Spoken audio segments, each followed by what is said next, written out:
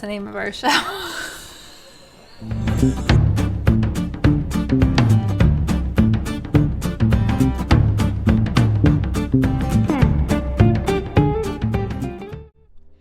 Hi, everybody. Hello. Welcome to The Large Glass. I'm Todd. And I'm Terry. And we are happy to see you all again. There's Pumpkin, Audrey, and Ben. Nice to see you both. Hi, guys.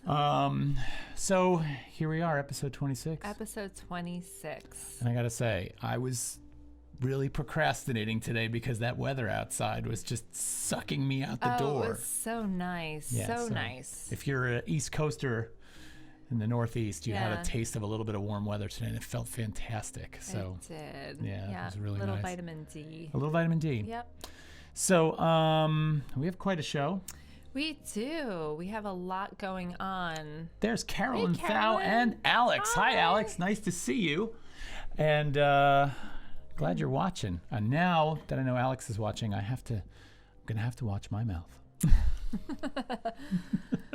Oh, there's David. How are you? Good Hey, to see you. David. All right, the crew is here. The crew is here. So we can officially start. We can officially start, yeah. Now that our friends have checked in. All right, cool. Okay, so should we start with what we are drinking? Yes, tonight? We could certainly do that. Mine isn't as exciting as Todd's. Come on. But we picked these beverages based on the artists that we selected. And tonight she comes from, I say they because there's such an interwoven tapestry of artists. It's not just one, but Right. there's so much stemming from her. But in any event, We're focusing on one. we're focusing on one. She comes from California. She was born in D.C., Moved to California. moved to California, has been out there for a very long time. So we picked two different San Francisco beverages. area. Now, we Terry's beer is from San Francisco, North Coast Brewing Company. So she's having this scrimshaw, oddly named after an art technique of carving and drawing on whalebone. So that Pilsner is perfect for you. Should we do a little ASMR? Sure. We'll do our. Let me turn up my gain here. Here, let's see if we can get something out of this. Ready? Let's see.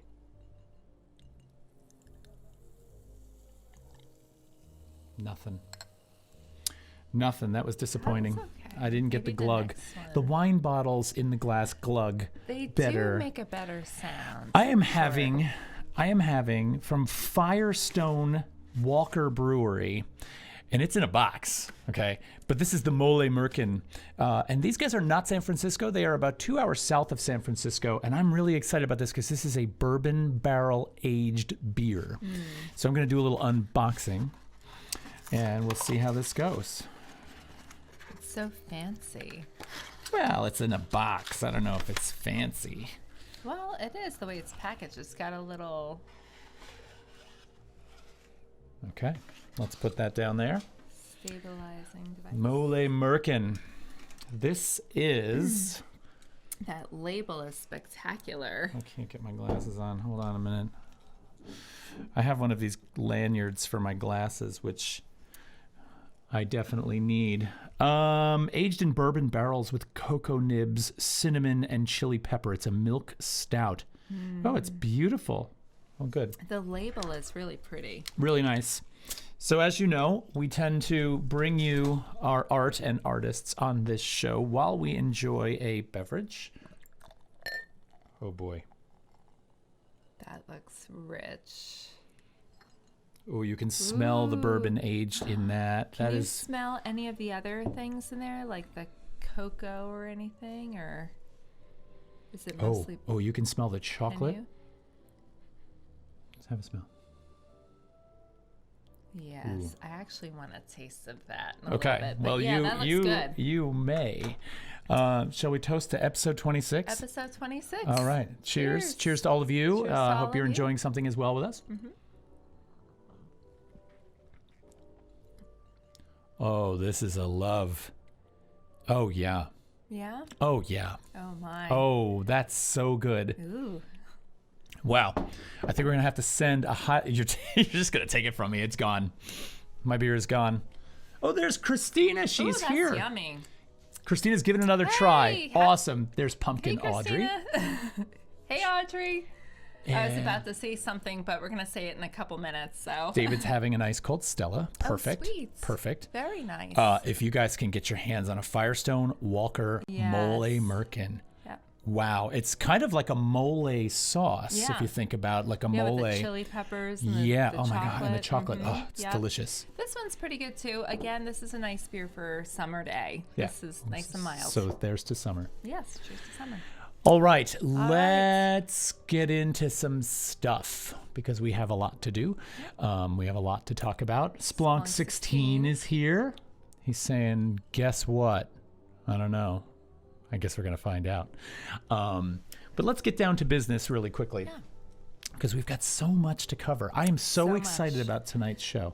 I am too. Tonight's artist has dug deep into our psyche and emotion. Yes, really very much so. Big time. Yeah. Mm-hmm. So I think that's, and I think my biggest fear for tonight in how we present is that the way in which this artist has impacted us, my fear is that I will not be able to convey that impact as effectively as that impact has hit me. Well, right. I mean, I hope we can. Yeah. I hope we can. So let's see. Why don't we do a little news? Let's do some news. Let's do some news. Let's see. Let's go over here and let's hit the news slides. All right. So first of all, that's not our first news slide. This is our first news slide. Which is funny considering it says that, and we were like, oh. Made You Look. Yep. All right, so Made You Look is a documentary that has been released on Netflix, and it's a true story about fake art, it says in its little sub-name there. And what it's about the Knoedler Gallery's big controversy around that $80 million series of fakes that were sold, and Knoedler had to close down. Okay, so a lot of people know this story, and there have been other things done about that before, right? But what's funny about this one, in this Made You Look Netflix documentary, is how do I say this? How about I do a little side story? Go for it. All right. So there's this artist named Joe Fig. And Joe Fig is similar to Isaac Cordell. He's similar to Slinkachu in that he does these little miniature environments. And actually, to be honest, last week, similar to the Shelter in Place gallery, and like he does these little miniature scenes. But what he tends to focus on is these artist scenarios, the artists in their studios, right? And so Joe Fig's hanging out with his wife. They decide they're going to sit down and watch the Made You Look art documentary, a documentary about fakes, right? And they're going, and of course, in this documentary, this woman comes into Knoedler with Rothko's, Pollocks, and selling them for like a ridiculous cheap amount of money, right? Well, in making this documentary, they had to pull some still images so that they could convey to their viewers what these artists look like working in their studios. And so I don't know who it was, but they decided to pull an image of Pollock working in his studio. And so this image comes up in the documentary as Joe Fig is sitting there, and he like sits bolt upright in bed, and he's like, "That's my art." So what they did inadvertently was Joe Fig's works look so real that they thought this was Pollock working in his studio, when in fact this is a small-scale plastic model of Pollock that Joe Fig made in his studio. Oh my gosh. So, you know, Yeah. while making a documentary about fakes, they used a fake image of a fake scenario.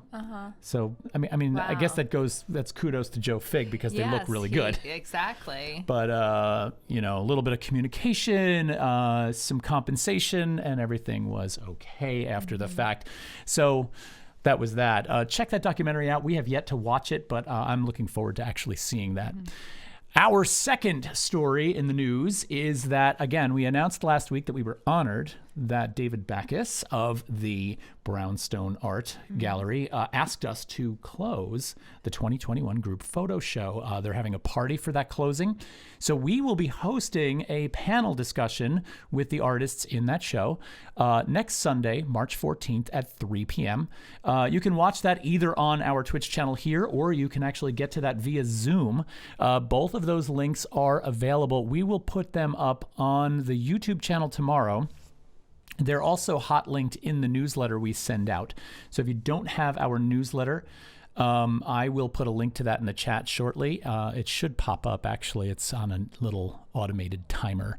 So anyway, this looks to be a really good time. We are really excited about closing out this show. And the artists that are in this show, we're looking forward to speaking with and having a good conversation. So please join us next Sunday, 3 o'clock in the afternoon. We encourage you to set out a little wine and cheese board for yourself as if we're actually at the reception. It'll be fun. So we're definitely looking forward to that. And in the meantime, I really suggest you get over to thebrownstoneart.com. Check out the show, preview that so that you can have, you understand what's going on when you're there. And you can also find them on Instagram at the Brownstone Art. So that is that.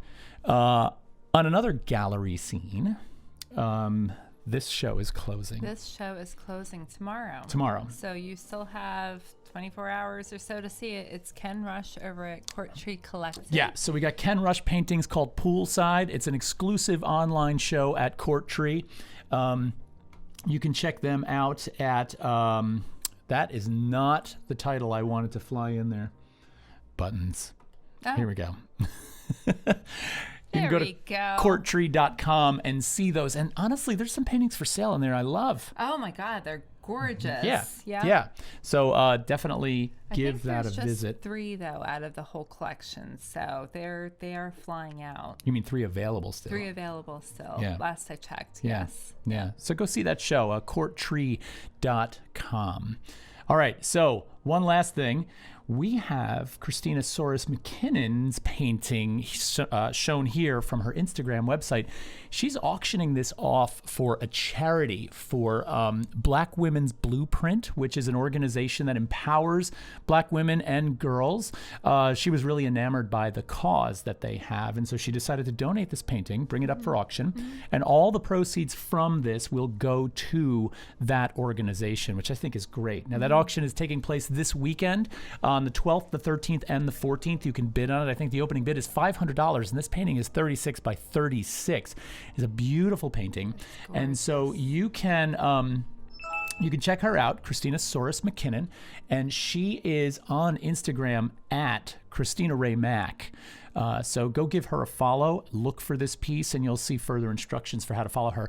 We also have her in our birthday list. We do.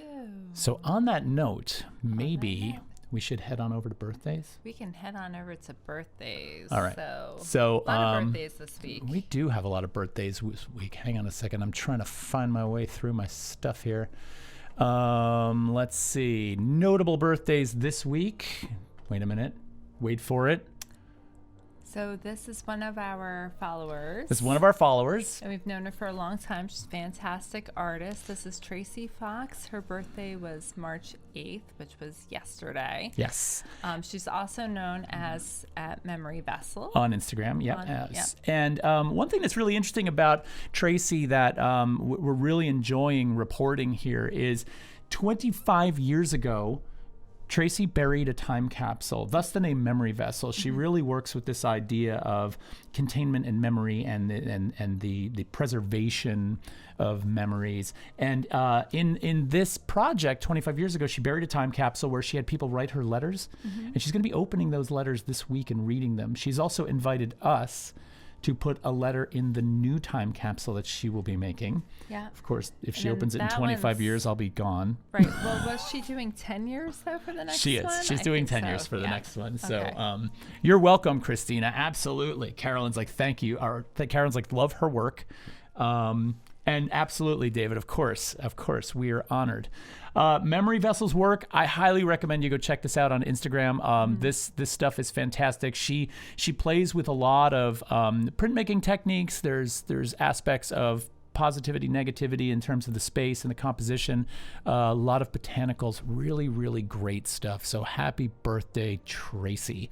All right, here she is. Our next birthday is Christina McKinnon. Yes, who we just talked about, but here she is in the studio. It was her birthday yesterday and yesterday was also International Women's Day. Yes, so Tracy and Christina on International Women's Day. Both of them. Yep, two very strong, powerful women. And here she is working in the studio, so you can see the scale of her projects.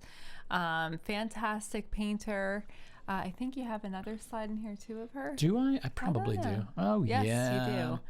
So we just absolutely adore her and her work. Yes, we do. We have a couple of her pieces. We're going to keep collecting her. So, yeah. Yeah, you hear that? We're gonna try and bid on that painting this weekend. Carolyn says happy birthday to you. Yay. All right, moving on. We've got this guy, and this guy is David Smith, and he's a sculptor. He has some works over at the Storm King Art Center. He's got works everywhere. All over the place. Yeah. His birthday is today, actually, on Yep. the 9th. Yep. I believe this is a smaller sculpture. Compared to his other works, Compared it to is. his other works. He was known as a sculptor that drew with metal, which I loved that description of him, and I love his work. So he's also the father of artist Kiki Smith. Happy birthday, David Smith. Moving on. You might know this guy. You would definitely know his work if you saw it. This is Ezra Jack Keats. He is known for lots of illustration and writing for children's books. Particularly The Snowy Day. Yep. Caldecott winner. His birthday is on the 11th of March, so it's coming up. Yep. And that's it for Jack Keats. So happy birthday. Yeah. And finally, we have Elaine de Kooning, who I love her paintings. And, we often always talk about Elaine de Kooning in the shadow of her husband, Willem de Kooning. But I think that, I love her works. I love the way she got famous for painting men, which, she did it in a way that was, I thought, really unique. And I love her work. So happy birthday to her. Yep. And her birthday is on the 12th. She's on the 12th. Yeah. So those are our birthdays birthdays this week. The week. Oh, Katarina Lanfranco's here. How are you? Hello. Good to see you. All right, so birthdays are out of the way. They are. We are done. And last but not least, we always talk about our new follower goal. And so we've got a subscriber goal of 25. And if we get there, we will be giving away the book, The Secret Lives of Color by Kasia St. Clair. So at the point we hit 25 subscribers, that raffle will be enacted, and anybody who is following and hanging out that day will have a chance to win it. Yeah, and it's really a fantastic book. Each page is a whole new story about new colors and how they came to Genesis. Great Naples narratives. Yellow, aquamarine blue, all great stories. Definitely. Yeah. Definitely. All right, so I think it's time that we get on with this show. That's kind of what I'm excited about too, because I feel like it's so rich. I agree. Yeah. I agree. All right. So our artist tonight, I hope this comes up on the right slide because it almost never does. And it did! Yay! All right. We're going to be looking at Margaret Kilgallen tonight. Yes. And the reason why is usually when we decide to do a show, we think of it in terms of what's happening. And this week, International Women's Day was yesterday. So we really wanted to feature a woman artist. However, we had very long discussions about who. We had tense discussions about who. So we were kind of disagreeing a little bit. You wanted somebody, I wanted somebody. You said too much, I said too little. We kind of went back and forth a little bit. We didn't speak to each other for a couple minutes, and then we came around, and then we saw this person. You guys are getting the dirt. Yeah, little dirty laundry. But I can't remember if we were both looking at her at the same time, and I was like, oh, what about this person, Margaret Kilgallen? Because I came across her on one of the websites, and you're like, oh yeah, let's try her. And then we started digging into her life a little bit. Yeah, and one of the things that I really wanted to do tonight that is different from the way we normally do things is we typically, when we show an artist's work, we bring up slides of the work and we talk about the work. And we might throw in one slide of the artist and maybe them working in the studio. But Kilgallen's work is really inherently connected to her life. And I really wanted to talk about her life and her, interests and pursuits, because I really think that's what makes her who she is. I agree. And I feel like knowing her makes you better connected to the work that she makes.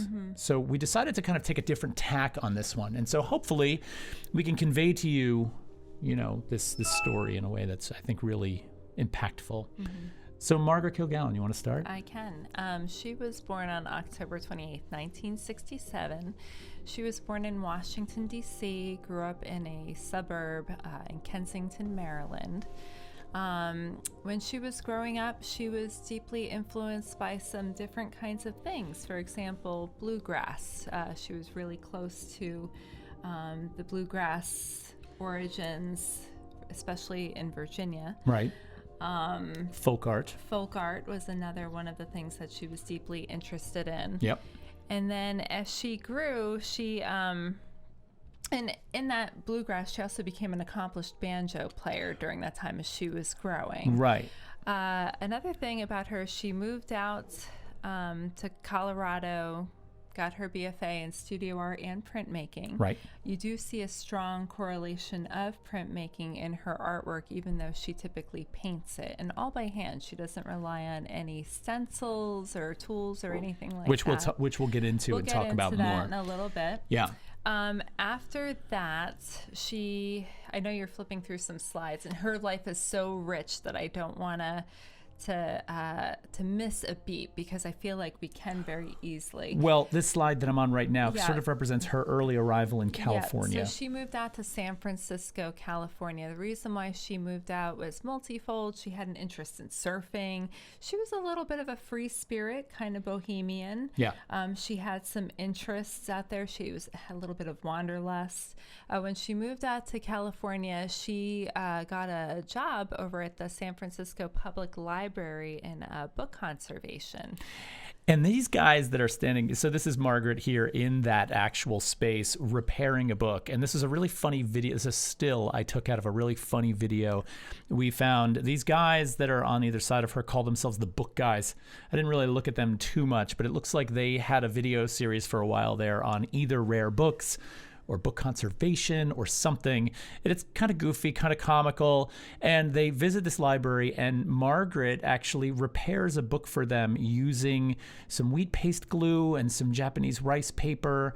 And what this image does, what this says, is it's funny, the two of them in this video are kind of really goofing on the whole process. Like she uses a veneer iron, which is a very tiny little hot precision iron, to carefully iron out a repair she makes in a page. They're standing there with a full-size clothes iron going, well, we could use this, so it's like this sort of Monty Python kind of approach.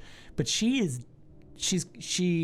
humors them, and she kind of chuckles at them a little bit, but you can tell she's dead serious, and she really loves what she does, and she cares about the materials, and she cares about the process. And you watch her delicately dab a brush on the deckled edge of a tear in a piece of paper, and she repairs it, and it's like magic. And you watch her hands work, and you can see that she really has a sense of the material, right? It's really, really incredible. And so I felt really, there's not a lot of material out there on Margaret. There isn't, and if there is, it's usually in the rare books that go for hundreds of dollars. Right. If you're looking in terms of collecting books upon her. But seeing her in video is like almost, there's not much. No, there's not. There's not. So let's kind of cruise here a little bit. Keep going. So she moved out to the Mission District out in San Francisco, and here she is with her surfboard. I really love this picture because it's got that timeless quality. It reminds me of Amelia Earhart going this could have been taken in the 1930s. Yeah. Another one of her interests here was an Olympic swimmer back in the 1920s, I believe, or it could be even before that. Yeah, we will. She's coming up 1912. So, but she was interested in swimmers. Yeah. The sport of swimming. The Olympic swimmer's name again. You know her name? I do know her name. It is Fanny Durack. Fanny Durack, 1912 Olympic. She won. Medalist for swimming, and I have a picture of her right here. Yeah. And you can kind of see the similarities, right? I love the way this picture is posed, and that it is a black and white picture, probably from the early 1900s. And then we have this picture of Margaret Kilgallen with her surf gear. She was really, really connected to surf culture and skate culture and punk culture. And she, at this time, right around this time, she actually meets Barry McGee, which we'll also talk about in a little while. I don't want to jump the gun too much on that. But while surfing, she meets the artist Barry McGee, who we'll also jump into. So anyway, you can kind of see some of the influence on some of her work here. We've got this really simple graphic image of the surfer with the skull cap on, and we'll talk a little bit about her craft in a little while. But I love that careful line work. And she does that line work with, like a liner brush, like you would use for pinstriping or hand lettering. Yep. And so there's that hand again, just like in the book pages, right? She's got that real understanding of her craft. And she says later, we'll hear her say it about the imperfections of her hand. Yes. And that's what makes these pieces human, almost. Mm-hmm. So Fanny Durak is one of her influences, of a strong woman who is not well known. You're talking about a woman from California in the 1990s, right, or the 1990s, and she loves this obscure Olympic swimmer from the early 1900s. She loved a lot of obscure women. Should we show powerful women, absolutely. Yeah. So, here's one really cool image I love that was sort of based on Fanny Durak, that she did, and I love the way she combines text and image. So this is just sort of, we're trying to show how the work is inspired by some of her. She's an onion. There's layers. So we're like peeling away the layers of Margaret here. Right. So then the banjo. So here she is playing the banjo. The banjo was a big, big theme in her life. Again, she was influenced by someone who was not well known. And you would see this person replicated in many of her artworks. This is Matoki Slaughter. She's the female in the center. Yep. She was a banjo player. She lived from 1919 to 1999. So she died right around the time that Margaret was getting going with her career. With her art career. Yeah, but Matoki Slaughter. And she didn't know if she was a woman or not. That's the other thing, because Matoki. Yeah, because she would purchase an album, but on the albums there was no indication that she was a female. You mean that Margaret did not know Matoki was a woman? Matoki was a woman at the beginning, because she's like, which gender is that? Like, who's playing this music? Who's playing this music? And then, of course, when she found out it was a woman, she, this wasn't something that a lot of women did. So her awe level went up a couple of notches there. Yeah, absolutely. And, it's later, Margaret does something really important around Matoki's legend, which I love, and so we'll come to that also. But we're getting there. We're trying to build up the chain of influence. You're going to see the way these influences on Margaret's life impacted her work and the identities that she sort of took on for herself and who she modeled herself after. And then this is Aljamae Hinton. She was a bluesy guitar player from North Carolina. She played guitar, and she also did buck dancing and flat footing, these dancing techniques that were deep south. She danced and sang to raise her children. She was a single mom at the time. She eventually got married. But and she could shred. I mean, she could play the guitar behind her back. She would dance and take the guitar and play it behind her head, and Margaret fell in love with her as well. So she had this holy trinity of influence by these very strong, not very well-known women, but extremely talented and powerful women. Right. And I want to talk about how I think these women are obvious influences, obvious in terms of the punk movement, in terms of really, to me, punk is about what you love. Punk is about being dedicated to what you love, and you don't care what the rest of the world says, right? And so, to me, these people, particularly the instrument players, are punk because they went against the grain. They did something they were probably told they shouldn't do or couldn't do, and they did it really well. And they didn't care if they didn't have the recognition. They did what they did because they loved what they did. And this is what Margaret was about, right? Margaret was about that careful craft. And what did she do? She repaired books at first. And then she painted graphic images that did not necessarily reflect the time. She was interested in folk art. Yeah. In the 90s, nobody was doing that. So it was like, I don't care, I'm going to do it anyway. Yeah, exactly. So her, of course, that kind of punk influence, that kind of graphic influence plays beautifully into street art. And so Margaret begins drawing, not only in her paintings and making the graphic works and the prints that she's making, but she also begins drawing on trains. Yeah. She was particularly interested in freight trains. She really liked hobo culture. Yeah. And that traveling aspect and westward expansion. She was highly influenced by Southwestern color palettes and such like that. But she starts getting into street art and graffiti art, and this is where she goes to. So we've got all these things we're throwing kind of into the pot here. We've got skate culture and surf culture, right? We've got the punk scene in California. We've got her strong female influences. The surf scene, she does come to meet Barry McGee. And so, she and Barry McGee begin to put together their relationship. They fall in love with each other. They were each other's first true loves. And they very, very heavily influenced one another. Barry McGee is also well known for his street art. He's well known for his skate deck art.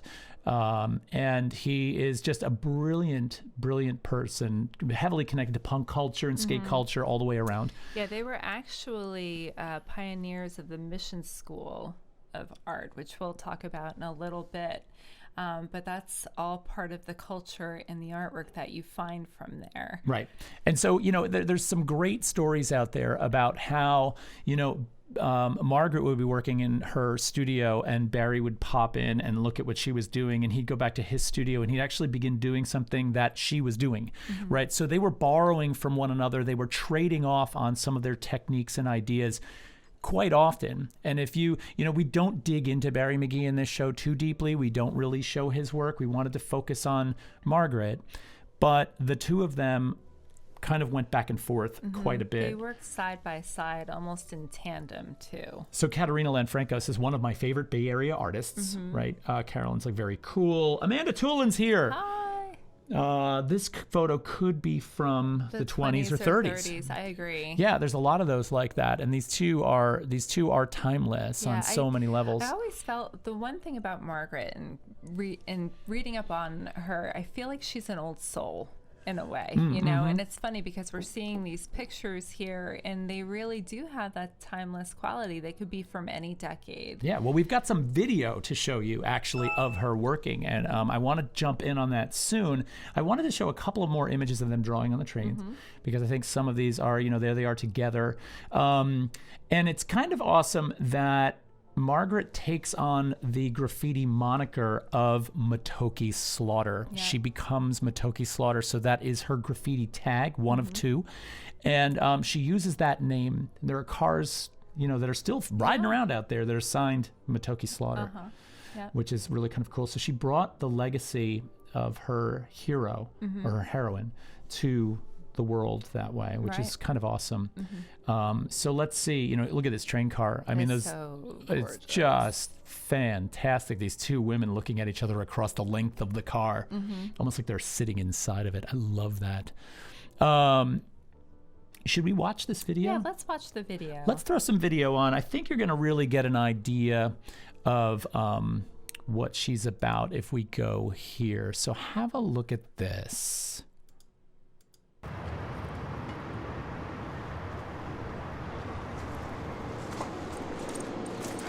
Do you think we should do something on here? I think we might want to do a tag back over there. Okay.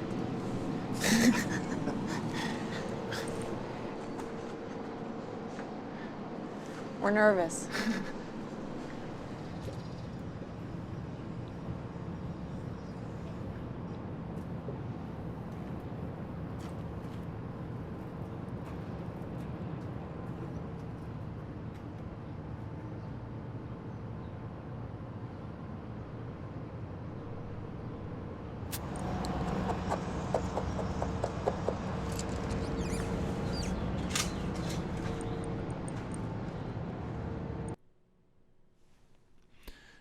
is it freezing?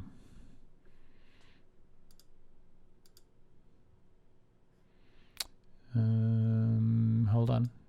I seem to be having a little trouble here. Let me just try and refresh this.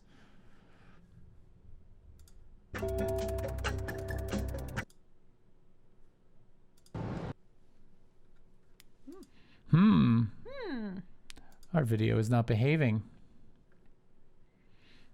Well, we could talk a little bit if you want to.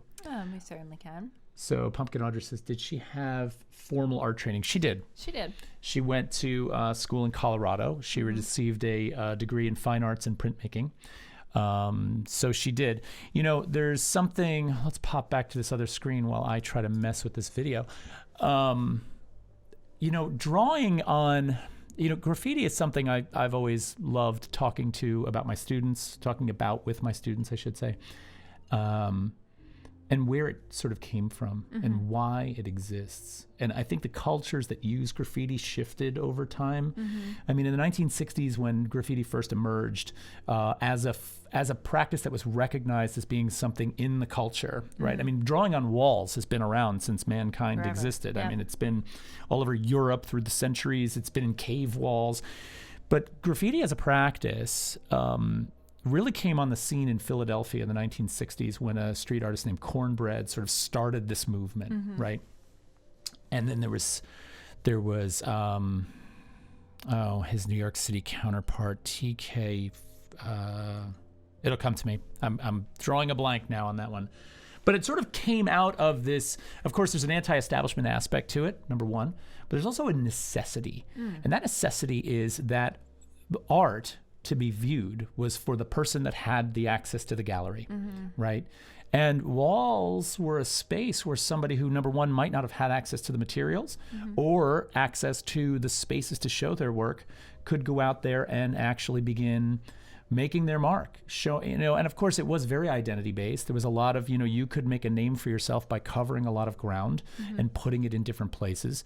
There was a little bit of an anti-establishment, or a huge anti-establishment element to it. You're drawing on someone else's property, Sure. right? So it's antagonizing intentionally.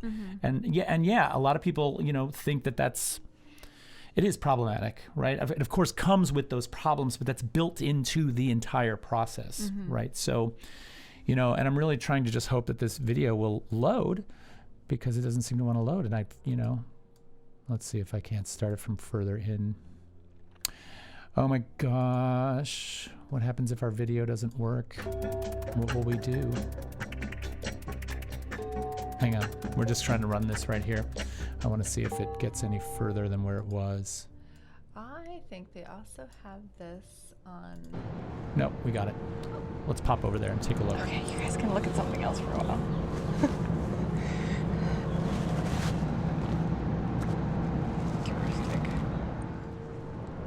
You gonna go up there? Okay. There are random women who write on trains, but there's like one-offs that I might see. But there's a woman who writes Judy Wynn, and I think I know where she works. There's a woman who writes Batwoman, and I think she's from Oregon somewhere. Yeah, there's not that many women who do it at all. It's definitely mostly men. Do you want to go look at the train? Oh shit, Barry, we should be, they're gonna see us then. It's all right. All right, let's walk out then. Just wave to them. Oh, because these trucks aren't even running. I do have a lot of heroines, as well as a lot of heroes too, but I like to paint images of women who I find inspiring, and I don't like to choose people that everybody knows. I like to choose people that just do small things and yet somehow hit me in my heart.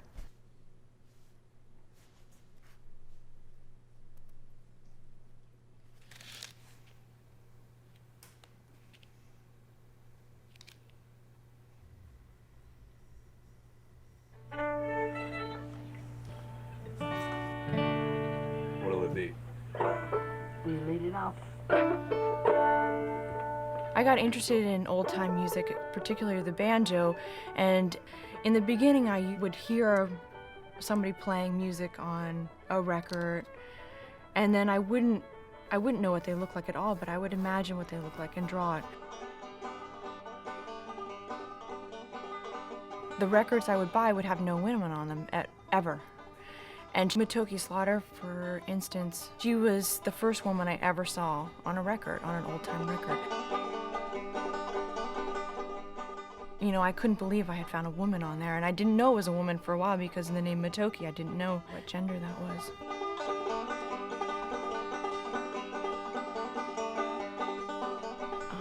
Aljamae Hinton, she plays kind of bluesy guitar. I saw her on a tape all about flat footing and buck dancing. She would do the flat footing and then she would turn around and put her guitar on her back and play the guitar and dance. And it was pretty incredible. And that's a 12-string.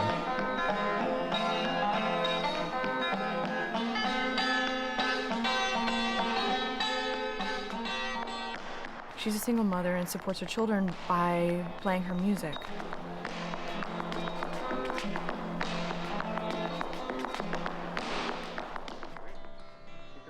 Do you know Los Colores? Or I used to read a lot about the history of swimming, and the first woman to win the Olympics in 1912 was a woman named Fanny Durack, and she was from Australia and she wore a full wool suit. And the reason she won is because she swam the Australian crawl, and the other women weren't swimming that way.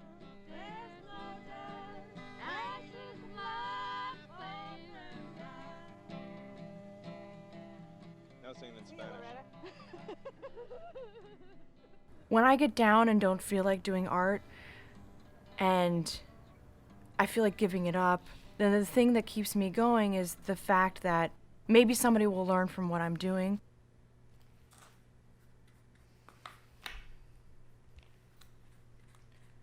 When you put your work out there and somebody comes up to you and thanks you for doing it, and especially when young people come up and thank me, that is why I do work. And I especially hope, you know, to inspire young women, because I often feel like so much emphasis is put on how beautiful you are and how thin you are, and not a lot of emphasis is put on what you can do and how smart you are. I'd like to change the emphasis of what's important when looking at a woman.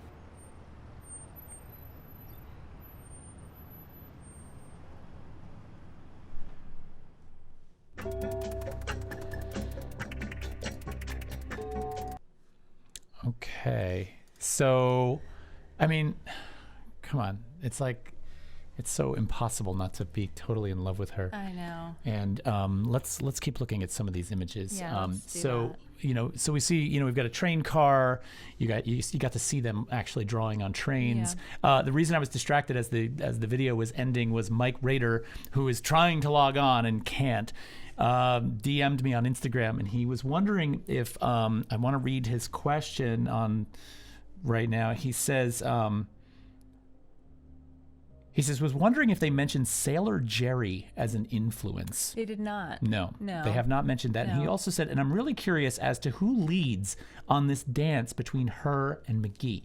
That's an interesting question. That is an interesting question, and it has been described that they worked side by side, parallel. They influenced each other as they were working. And we're going to go into that in a little bit too. and I think here's your assignment for while we're working right now. Here's what you should pay attention to is if you think Barry McGee, who, you know, could be considered the larger artist just in terms of the shows he's done and the time he spent doing Venice Biennale and all that, if you think he leads on this, tell me what you think at the end. Yeah. Because I don't think you're going to think the same thing. We'll pause on this one slide here. So this was one of their tags on a train, M+B. So she had two different tags for her street art. Yep. And one was Matoki. Right. And then the other one was Meta. So she is the M right there. Now, Barry McGee had several tags. He went by Twist. He also went by Burnin' Vernon. So this B here is for the Burnin' Vernon. Sometimes it was just B Vernon. Audrey thinks she was the bigger influence. She's jumping in already. Possibly. She's jumping in already. That's okay. That's good. Yeah. After knowing more, Let's keep going. Let's keep going, because I think you know this story's got a lot of ins and outs to it. It does. So the writing end of it and her interest in hand lettering comes inside. It had always kind of been part of her work, but now it starts to get really big. And I think graffiti culture kind of pushes that a little bit. When you look into graffiti writing, there's this sort of and just in terms of gaining respect in the graffiti world, there are this notion of getting to an impossible place. There's this notion of size and how much space is available out there, right? And so these letters start to get larger and more elaborate, and so we see her working inside a little bit more. This is a gallery show that she had where it's a collection of her. It's her typography fused with her images in a sort of collaged kind of fashion, painted right on the wall. Very poetic when you think of some of the words that she would utilize. Yeah. In this particular image, you can see the figure down on the lower left, so you can see how large there's your scale. It is. Yeah. So yeah, that word "eyed," those letters are at least 7 feet tall. So this is really a large scale piece. And one of the things that I love about her is she insisted on doing all this work herself. When the show was being installed in the gallery, she would be on a ladder or on a scaffolding that was being rolled around. And she did every single bit of this without assistance. Yeah, exactly. Which I loved. I did want to talk about some of the materials that she used. Yeah, sure. Can I pop ahead a little bit? Yeah, absolutely. So she did rely on a lot of discarded items. She preferred to recycle or upcycle or take things that were no longer wanted. So she ended up using a lot of latex paint from paint that people discarded. She did have a particular palette. She did focus on those warmer colors like the reds and the ochres and the yellows. Here she is painting on a wall. She did some installations where she would go in and paint on a wall for certain shows, but as soon as the show was over, it was painted over. She didn't want it to last. She did have that mortal quality to her artwork. Another thing that she painted on frequently were end papers from the old books that they didn't need. Old book covers. Rather than throw them out, she'd bring them home. Cardboard pieces, yes. And on that note, and also connected to this notion of, surfer culture, she would drag furniture home from the garbage pile and fill the house with it. So when she and Barry started living together, she furnished the house with things that she found on the street. Very much so. They were big thrift shoppers. I read somewhere that she would sometimes shoplift lingerie from the Goodwill, which I was like, wow, that's hardcore. It looks like Mike Rader finally got on. Yes. And we actually read your questions on the air, Mike, and they don't mention Sailor Jerry. I'm curious about that. Jerry. She seems to, I didn't dig too deep on Barry because I wanted to focus more on Margaret, but she seems to have been mostly influenced by very strong women. I think we should lesser known. I think we should look that Sailor Jerry reference up actually as we're kind of poking through some of these images. But Mike, I did want to say that I'm really glad that Finney is doing better.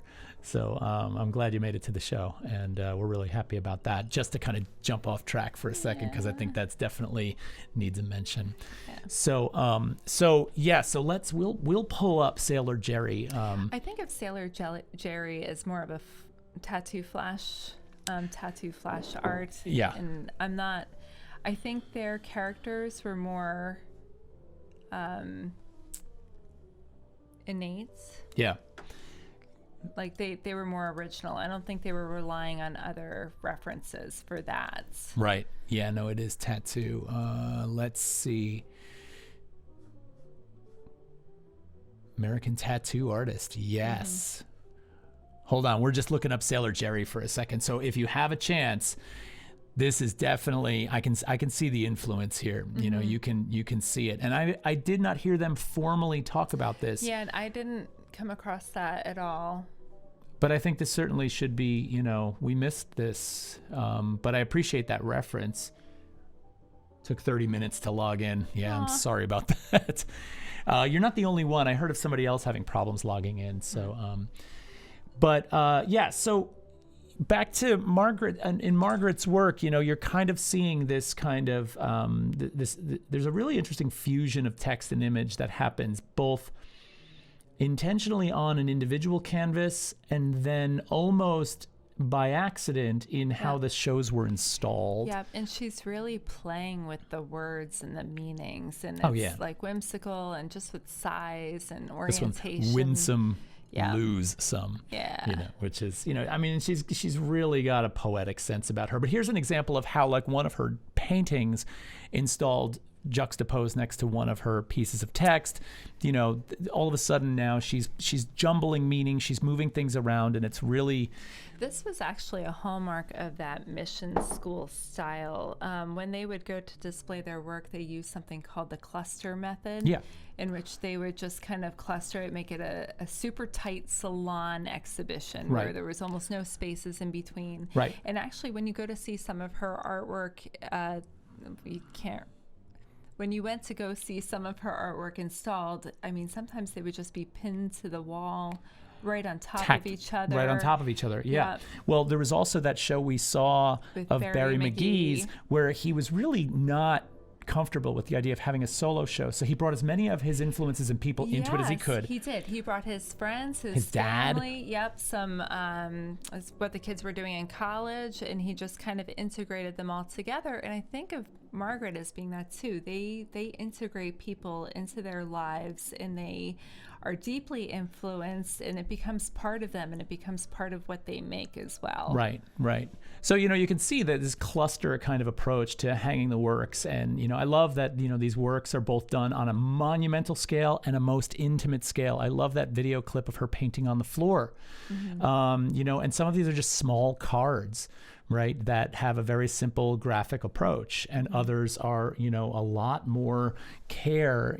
They spent countless hours perfecting that line technique that they would use to paint, both in letter form and in graphic image. And, she talks about that a lot how she spent so much time, just practicing those line forms. Here's a tag from when she used the meta tag from 1996.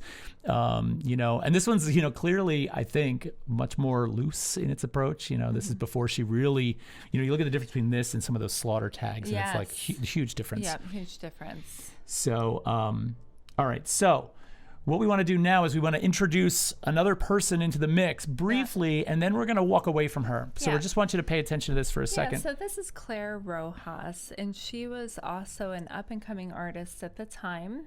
She was on the East Coast when Barry McGee and Margaret were over on the West Coast. She was going to school. She went to RISD. Yep. She had just graduated from RISD. She also had a strong musical connection as well. She went by a pseudonym that was Peggy Honeywell. And she played guitar at the time. And she sang and she made recordings, and she was dating another artist, and he was a big fan of Barry McGee, and she got interested in them, but she really loved Margaret's work. Yeah, she loved Margaret's work, and she loved the two of them. She loved Margaret's work. She understood Margaret's influence around the banjo, and so what she did was, Claire used to make recordings singing on a 4-track in her apartment. And so what she did was she would make these tapes, and she would mail them out to Margaret and Barry. Just without even knowing them. She didn't know she didn't know them personally, but she put them in an envelope and mailed them out to the West Coast. So Margaret starts listening to them. Yeah, and then they both end up falling in love with her music, and then they listen to it all the time. Then they reach out to her and encourage her to continue making it. They encourage her to make more art. And they wind up developing this long-distance relationship. Right. All right, so we're going to leave her, Claire Rojas, we're going to leave her there for a second. And we're going to move past that for a little bit and just look at some more imagery. This is one you kind of saw on the train that she was painting, the Matoki Slaughter image there. And here are some more printmaking-like paintings that she has. And it's very hard to find her work now. Oh, forget it. And when Yeah. you do find it for sale, it is, I found. It's either really not her work or yeah, someone's faking it. that too. Yeah. And why wouldn't you fake it? Because I found a etching aquatint Yeah. for $25,000 Yeah. that was 11 by 14. And So- yeah, no, it was not. Yeah, so it's really, really fetches Yeah. a good price. So here, again, I've got some images in here that just try and show you the culture and what's going on. And we are bringing this story to a Yeah. place, but we really want you to kind of understand, who she is. was. And so this is the show. Yeah. This is the show we want to talk about. So this is a show called East Meets West. And this was in Philadelphia, correct? I believe so, yes. And so this show, East Meets West, brought together like-minded artists from both coasts to a show in Philadelphia. Now, this is the first time that Margaret Kilgallen and Claire Rojas actually finally meet because Okay. they were both in this show. To give you a little bit more at the time, so Barry and Margaret were married. Oh, yeah, we never said that. Yes, we never said that. And on So, top of that, recently married. Margaret was pregnant, which She I was found pregnant. a picture of her Yes, pregnant. you did, and that might be Barry next to her. I think it is. Although with that hair, it's hard to say. tell. Barry's hair was always a little longer than that. Yeah, So she was pregnant. She was working on the show and painting they were the installing the painting show. of this Yes, show. and when you were talking about how she would do all of her painting herself, that was one of the things, even when she was this much so she's along, pregnant. pushing a ladder around, she's climbing up, her back hurts, she kept painting because she wanted to. And Claire, who really felt connected to her, was Yeah. angry with her. Yeah, this because is the first time that they met, like formally met too. Right. And Claire's got a problem with one. Margaret was sleeping in the gallery at night, Yes. right? Yeah. Smelling the paint fumes. Yeah. And Claire's like, you're pregnant. What are you doing? You Yeah. shouldn't be doing this kind of work. Yeah. But Margaret was, Margaret was who she was. She Yes. was not about to stop. She was a very stubborn, headstrong individual. So this is how the story goes. The story goes that Claire sees Margaret run to the bathroom while installing this show, and she's crying. And so Claire goes after her into the bathroom, and Margaret is in pain. She says she has a lump in her stomach. And Claire says, well, you need to go see a doctor. And she's like, I can't. I have to see this show through. I've got to finish this, but afterwards I will. And it's actually Claire's mother who insists and takes her to the doctor, Yeah. right? And they wind up sending her home, and they said Yeah, she was they said, dehydrated. Drink some Gatorade. Drink some Gatorade. The baby is fine. The baby's fine. Margaret hears baby's fine, and she's like, good, we're done here. She doesn't take the Gatorade because it's too unnatural, and Margaret was really into, this kind of very naturalistic kind of approach to everything. I'm going to stop right here. There's some comments. Oh, Am's here. Yes, Oh, Am's here. and Memory Vessel's here. And Memory Vessel's here. Hi, TNT. I was listening while driving till now. Oh, Okay, good. cool. Good. Am Schmidt, I'm late in the game, but oh my God, is this the story to end all the stories? Oh my God, it is. It and is. do you need the Kleenex? You do. You do. Okay, so spoiler alert, Am Schmidt's here. Yeah. So anyway, so Claire's mother takes her to the doctor. She hears the baby's okay. She's told to drink some Gatorade, that she's dehydrated, and they send her home. She finishes installing the show, and she heads back home. Yeah. And Barry at the time Barry was in Venice. overseas. He was in the Venice Biennale. Yeah, he was in the Venice And Biennale. He was not installing, home. So he was not around to help. So she goes home, She goes home. and there was a secret that she had been keeping from everyone. Yeah. That So this is 2001 when all this is occurring. Her baby is due in July of 2001. And Right. I believe it's like May or it's like 3 months April. before It's 3 months before the the birth baby's of the due. baby. Right. And so she kept another secret from everybody that she had been diagnosed with breast cancer in 99. Yeah, a couple of years before, and she Couple had a years before. 3 millimeter lump, and she went and had a mastectomy. Yeah, and her mother was there for that, and she helped her. But she really kept that hidden. Yeah, she didn't tell anyone. Yeah. So then now she feels this lump in her stomach, and when she goes home, she goes back to the doctor, and they tell her that the cancer has come back. Right. and it actually is really bad. Yeah. So It had taken over 75% of her liver. right. She didn't want to pursue chemotherapy because she was worried about the health of the infant. The baby. So she decided not. And then she went on Chinese herbal medicine. She Yeah. tried other alternative techniques because she was worried about the baby. Yeah. But she became very sick. Really sick. And she actually still wasn't telling anyone. Mm-hmm. And one of the nurses actually said when she finally did come in, she was one of the sickest people that nurse had ever seen in her entire career, Yeah. that she could barely move. And she finally admits herself to the hospital, and she has the baby, and the baby is healthy. The baby is healthy. She's premature. She's because premature. It was at the beginning of June. Barry, I don't believe, was there for the birth. Barry think he flew was on home a the show. next day, The next day he flew home. She was transferred to the ICU, and then and eventually immediately went on to chemotherapy. hospice.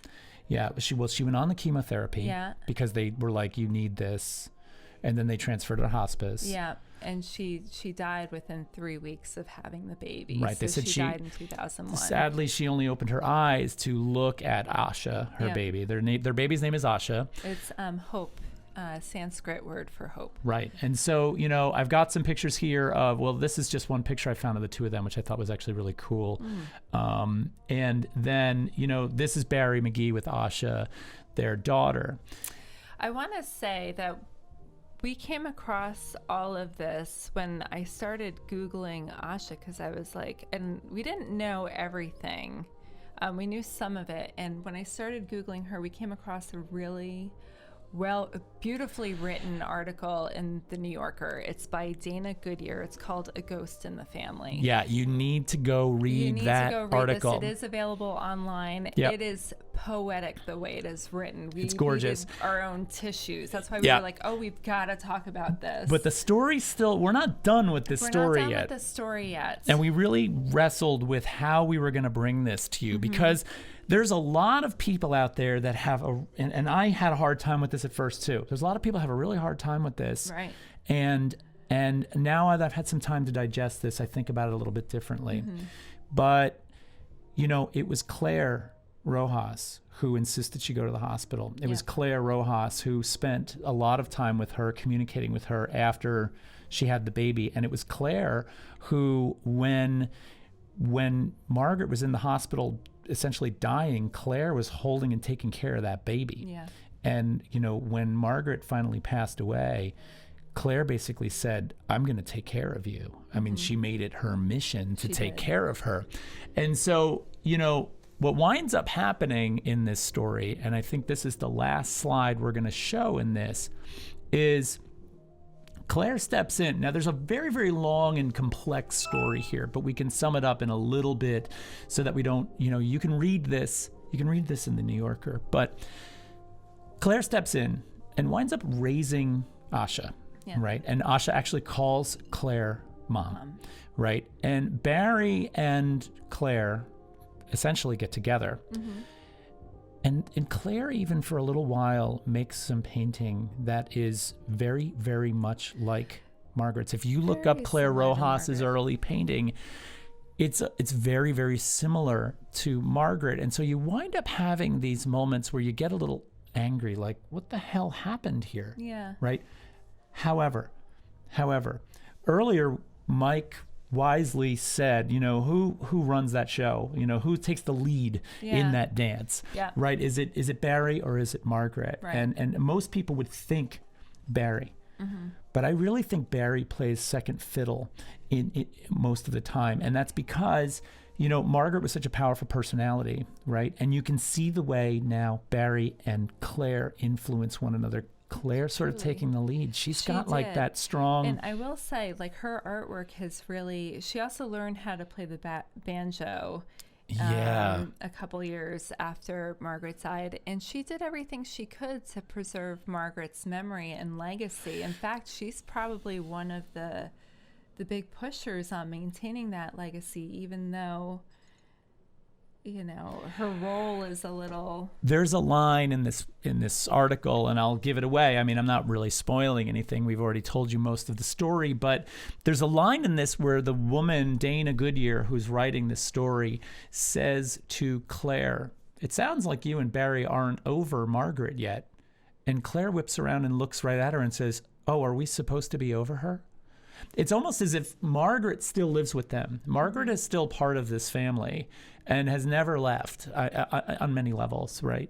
And Claire has sort of made it her job in a weird way. I don't think Claire is doing this in a sinister or diabolical way. No, I don't think so. I think Claire's doing it in an honorary kind of strange way. I agree. Yeah. I agree. And her, Claire's aesthetic has definitely evolved from Marjorie's as well. I think of Marjorie in that video. One thing she had said was that, gee, if I could influence someone or people to create and become,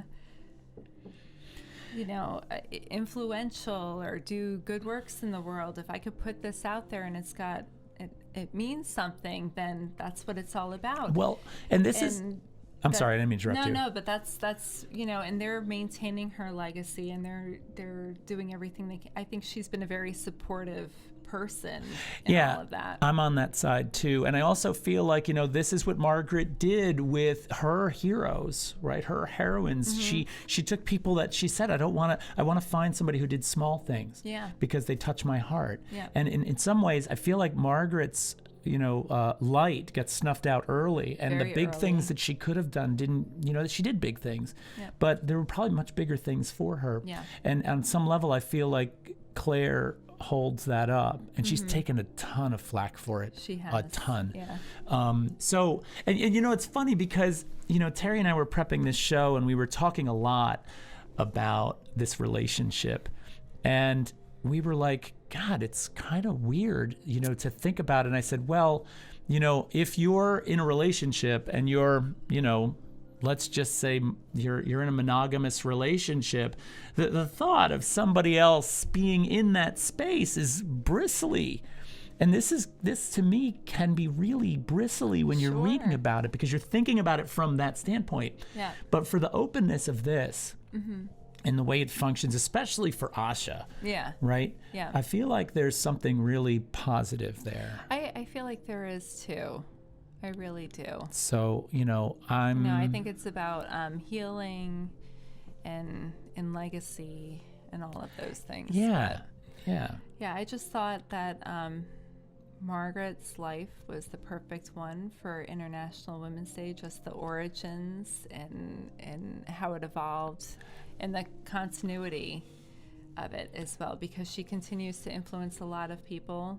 There are a lot of people trying to maintain her memory. She has a legacy behind her that is enormous. She has a huge following of people. She has influenced so many young artists, and especially in terms of that sort of independent skater punk culture. She is a hero, and she went on to be the Matoki Slaughter that she loved so much. Which I'm just that sort of tears me up. I love that. So we've hopefully, I really recommend going and reading that New Yorker article. That article is and it's so beautifully written. It was so poetic. The way she describes Margaret too. She, she was calling her fearless and stubborn and all these. But her neat prose little is so on. So on. It's just a pleasure to read that article. It really was. Yes. So I could only hope to.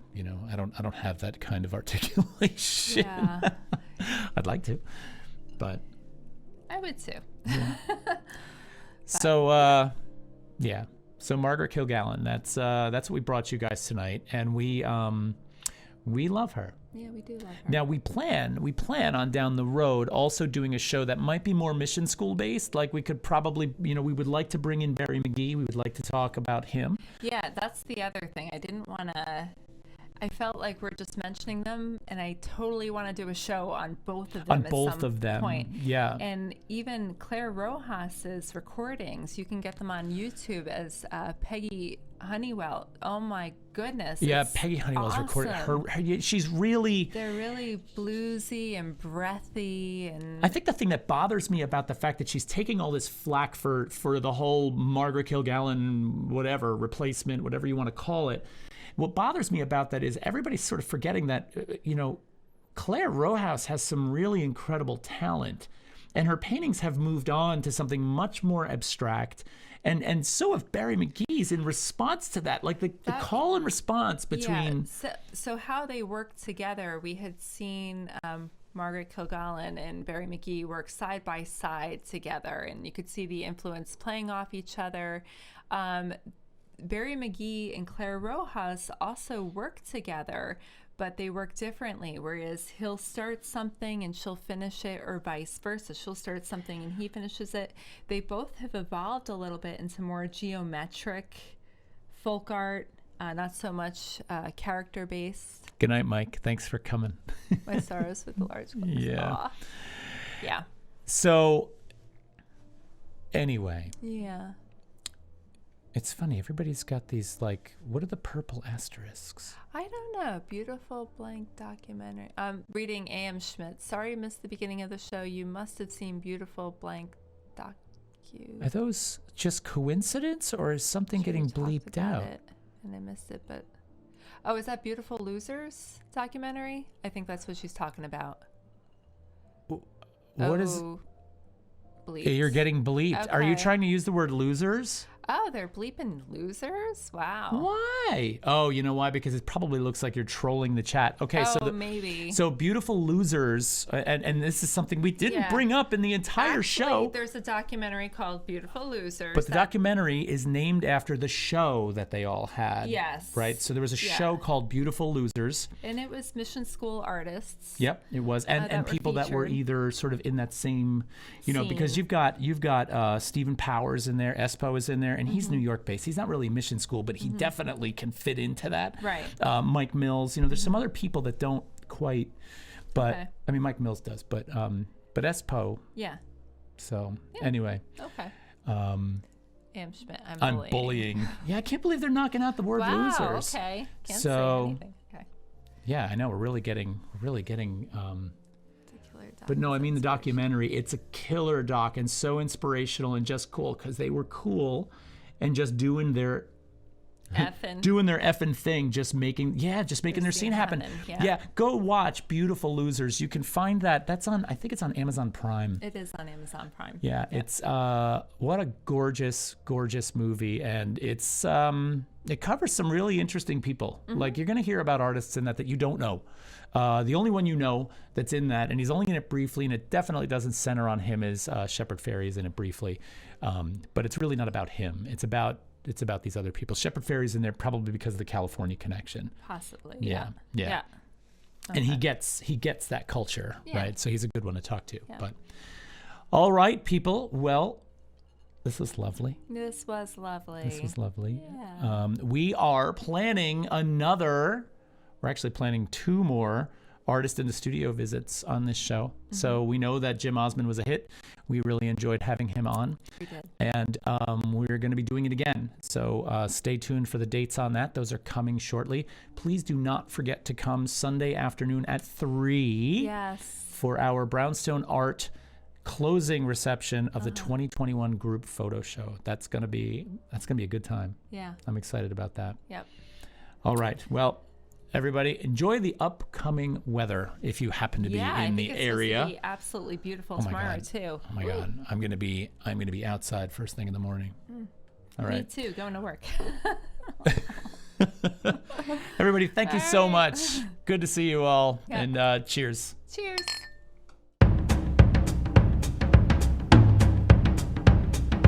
All right.